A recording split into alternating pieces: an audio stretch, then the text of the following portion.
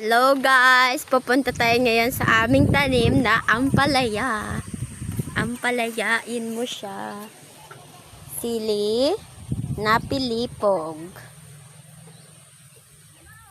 Pilipog kasi maliliit siya. Ganyan lang siya kalaki guys. Sa mga hindi pa nakapalo sa aking YouTube channel, pumalo na kayo guys. Ito yung ampalaya na corn. May dalawa na siyang bunga. Ito yung isa. Andun yung pangalawa. Sobrang laki niya na talaga. Diba? Healthy. Oo nga eh. Ito ang ganda ng init ngayon. Tapos may nagbigay ng pagkain ulam. Pagulong. Dati madaming gulay. Tapos nung nagkabagyong upong, nawalan na yung mga gulay dito sa aming bakuran.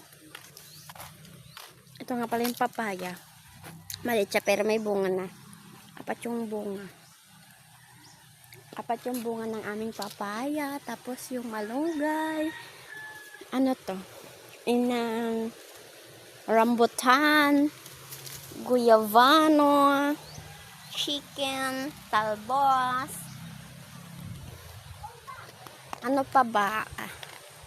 Ang ganda ng langit. Sarap maglabas sana. O, ito yung laing. May laing. Tapos yung siling pilipogs. Ang aming ampalayay. Buko. Magbubuko tayo later. Magpapakwa tayo kang Diyosawa. Diyosawa! Kunin mo kami ng butong. Buang na.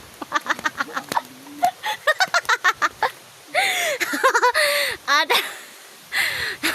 buko. BJ! I-BJ! Ha? Kano ba isang BJ boy? Ito yung munting bahay namin guys. Dali na!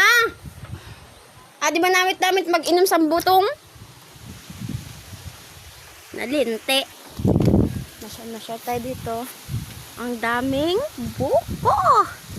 Buko, mag-aakit na lang ang kulang. Diyos ko po. Let's go, man. Tuturo ko kayo sa aming bukuhan. Yung aso nanginginain na.